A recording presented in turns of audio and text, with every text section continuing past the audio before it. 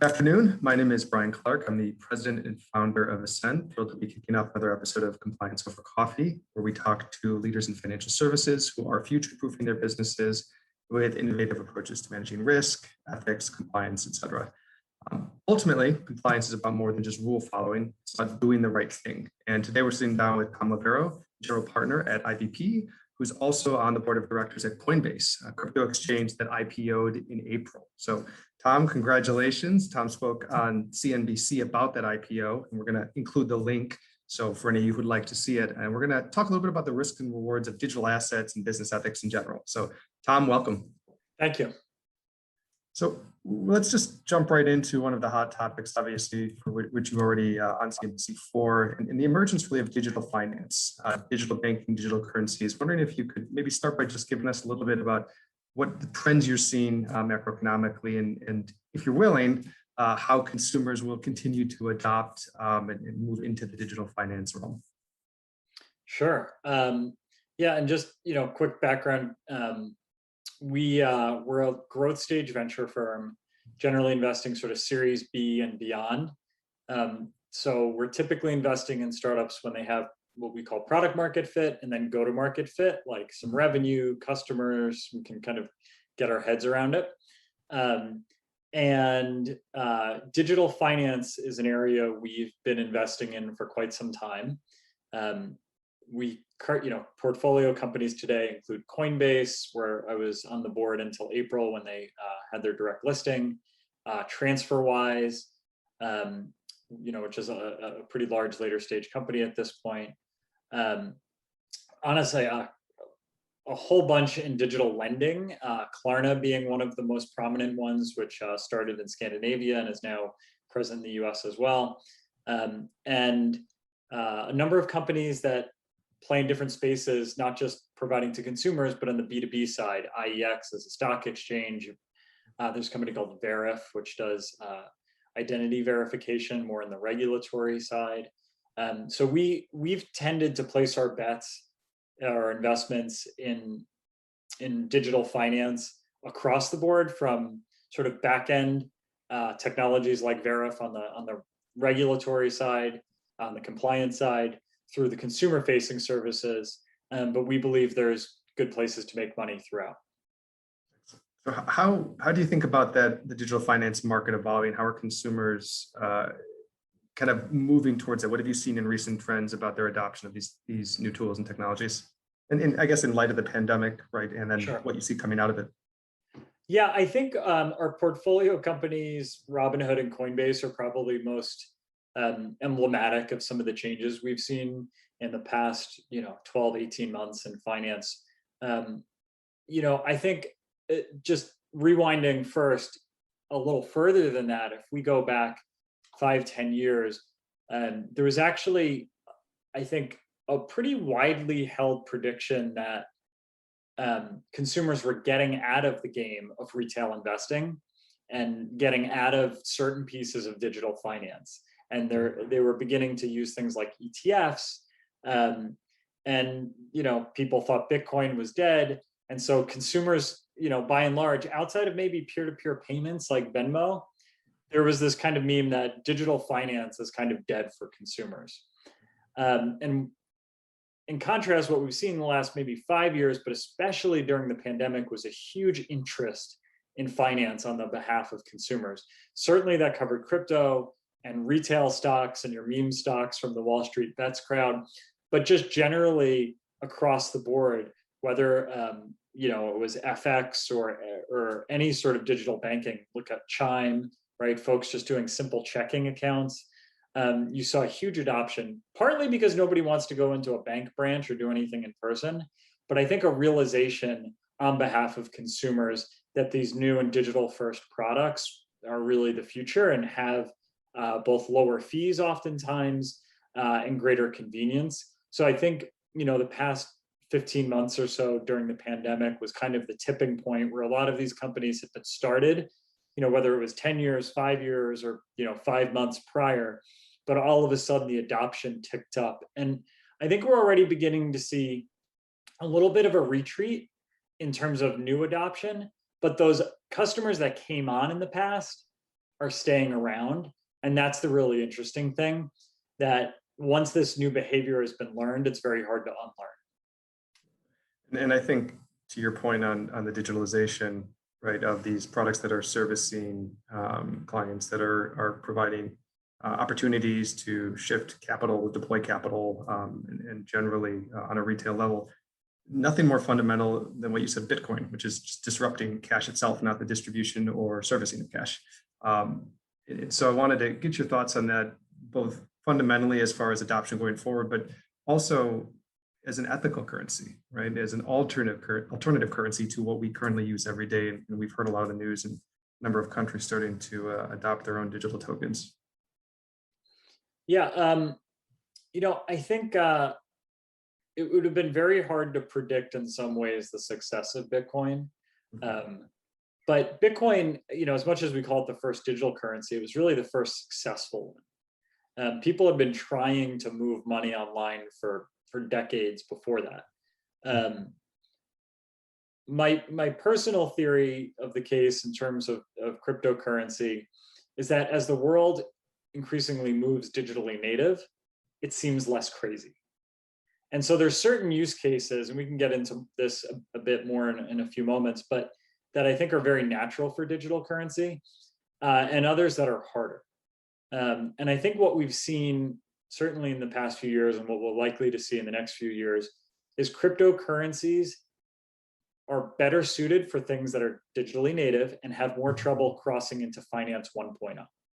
Now, Coinbase is kind of the bridge between your fiat currency, right, your US dollars, your Canadian dollars, or whatever, and the crypto world. But Coinbase has increasingly been moving to be more crypto native, as they would call it, and digitally native. And just as an example,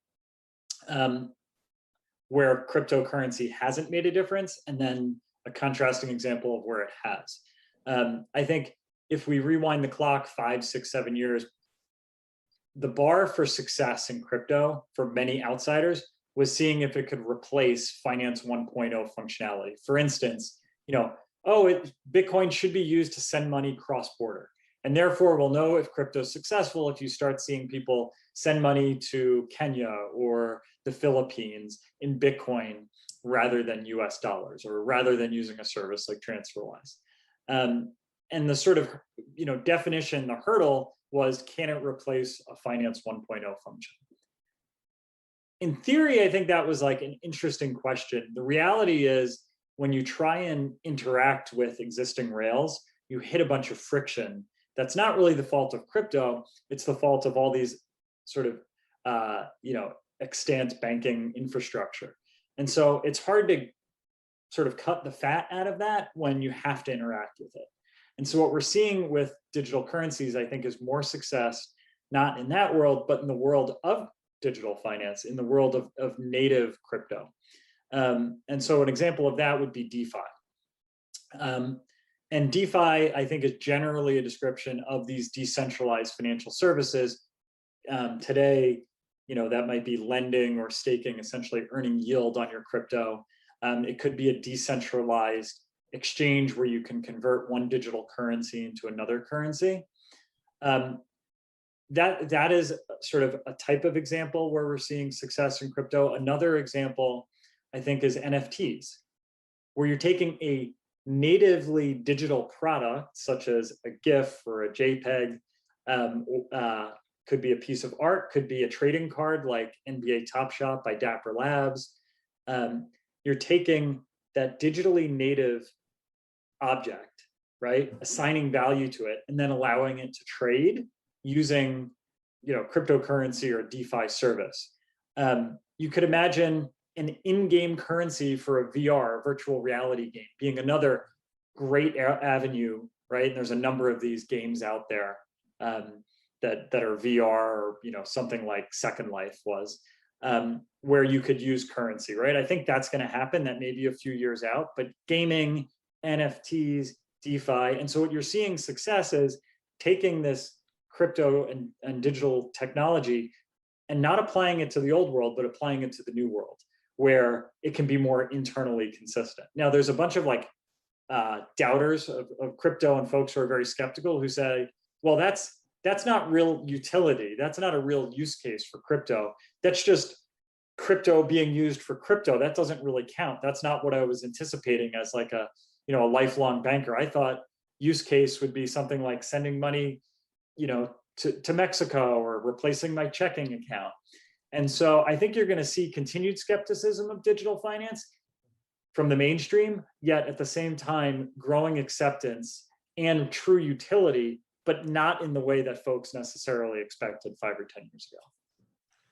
I guess the ultimate question is, does this bifurcation, right? This kind of digital versus analog world, does it matter if there is such fungibility when you have exchanges that can allow for that sort of currency fungibility, if you will, from fiat to these digital coins? Is that important?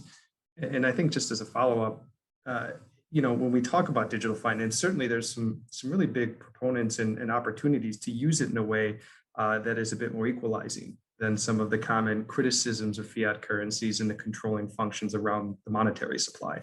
I'm curious if you've had any experience with the demand for digital currencies or Bitcoins as a result of people wanting to move towards not just a digital native platform, but also just philosophically a better way of distributing, a more equitable way of distributing dollars.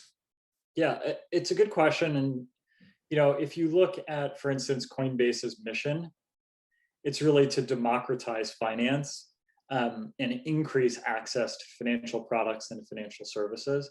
And Coinbase was founded, I think in 2012, so 9 years ago.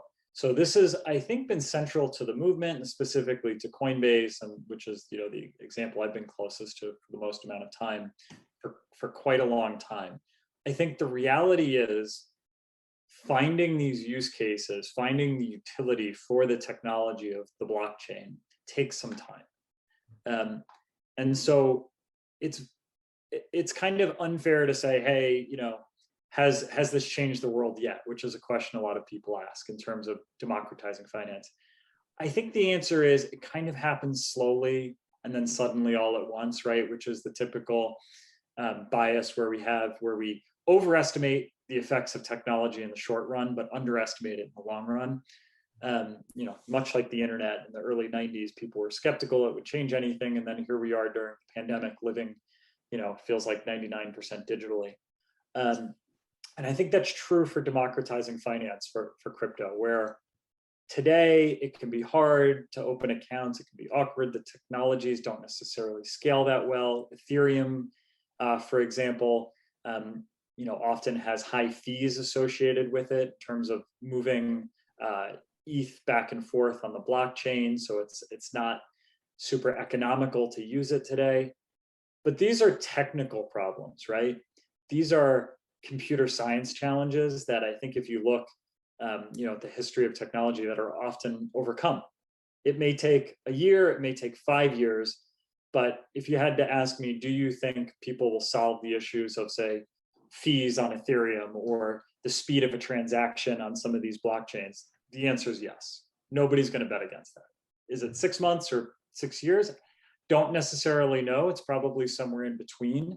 But I think you need to lay down these foundational layers first, get that technology right, just like computing, right? At first you had DOS operating systems, directory operating systems. It was all command line interface, not super approachable for the typical consumer.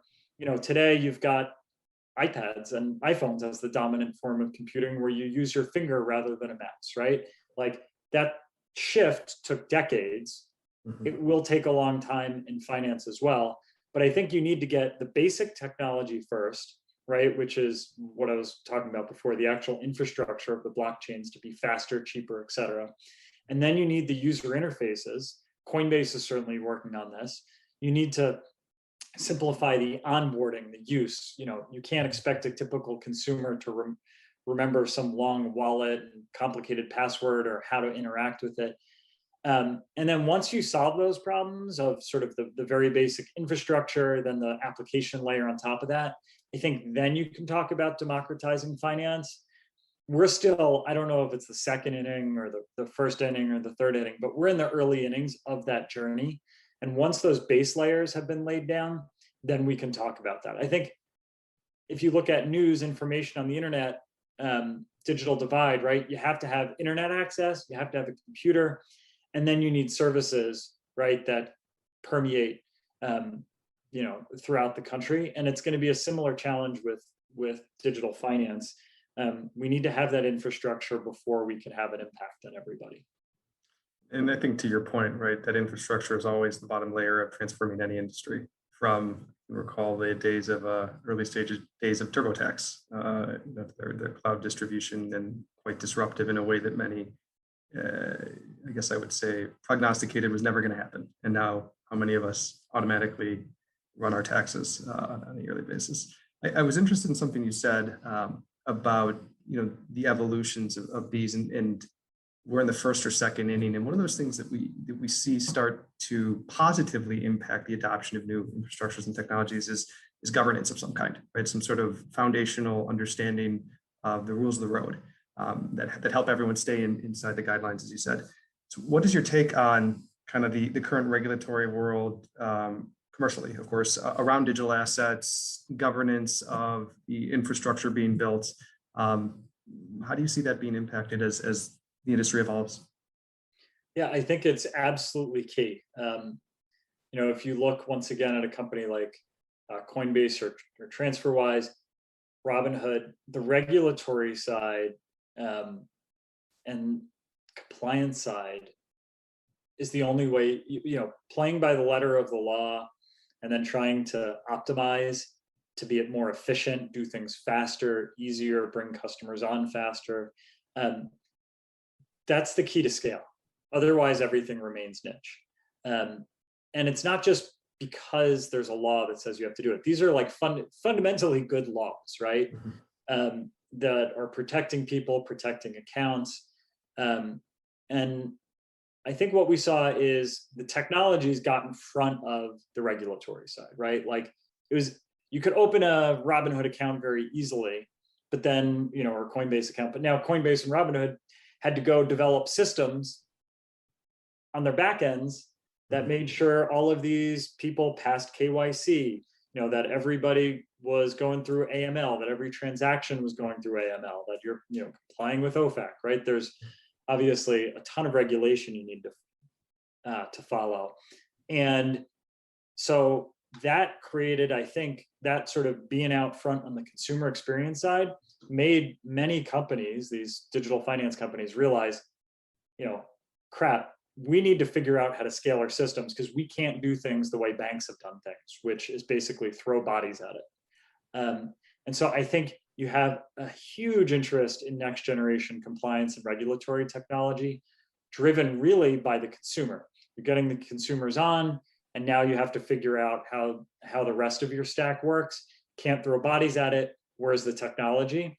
And so we're seeing a huge uptick in growth in startups on the, let's say, what we call the back end of banking and financial services to sort of keep pace with that growth. And I think a lot of the best in class companies in digital finance today are looking for solutions, looking for ways to automate things. In the early days, Coinbase and Robinhood, had to build this all themselves. But it's that next generation, that sort of next layer of startups that are coming after them that have no interest or need in building it themselves, right? If you look back 20 years, a lot of companies built their own CRM. It was just a standard thing to do because you said, well, the CRMs that are out there, the Oracles, et cetera, they're just kind of expensive. They're not customized for my industry. To this cottage industry of people building it themselves or building it for very small audiences. That's what's happened in regulatory and compliance tech. And of course, you have Salesforce and all these other companies come in and say, hey, here's a digitally native solution. It's very flexible, becomes a very big company. I think we're beginning to see that in this industry too, where the startups are out there, they're looking for solutions. They're now finding solutions. Those startups scale, and thus the software providers to them are also beginning to scale very rapidly. We are certainly proponents of that on our end here at Ascent. Excellent. Well, I think maybe we'll just end with kind of one last question that's a bit broader on investment trends that you're seeing, in regulated industries and in highly, ones that have a lot of governance, that have existing regulation, that have the sandbox defined, if you will, that folks can then compete in. Whether it be healthcare, pharmaceuticals, environmental, HR, pick example. What are you seeing as far as these highly regulated industries and some of the investment trends? Yeah, on the investment trend side, I think we are at a point where there's a bit of a crossover happening on the compliance and regulation side, where I'll use an example that's not in our portfolio, but a company I spent some time with, like Plaid, right? When Plaid, which provides basically infrastructure to allow truly startups and financial institutions to connect to consumer bank accounts, to get the data out of their bank accounts. When they started out, they served really small startups, like very small ones, who were building things sort of de novo, right, from scratch. And some of those got really big, like Coinbase or Robinhood. But that was the only folks they could sell to for a while, right? Were these startups.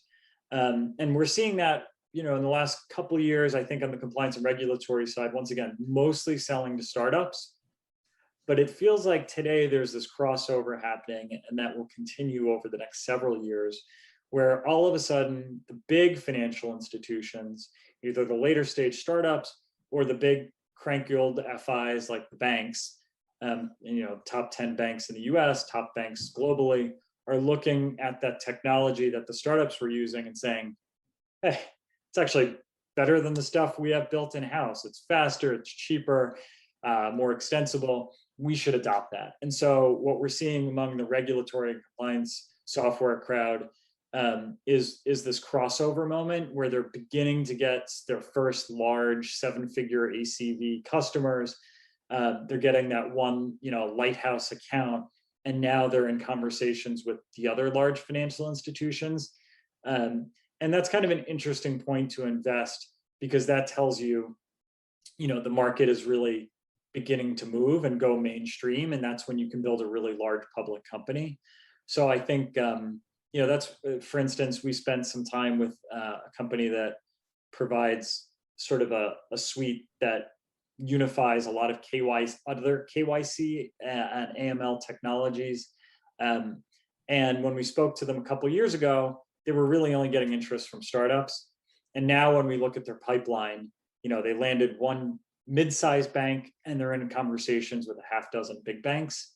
I think that's kind of emblematic for what's going on in the industry. Wonderful. Well, Tom, really appreciate you taking the time today. Any closing thoughts before we adjourn? If there's folks who are interested in venture, they can always reach out to me on Twitter, just at Tom Loverro. And I think you're in a super interesting space, and it's a really interesting time to be doing what you're doing. So thanks for having me on. Excellent, Tom.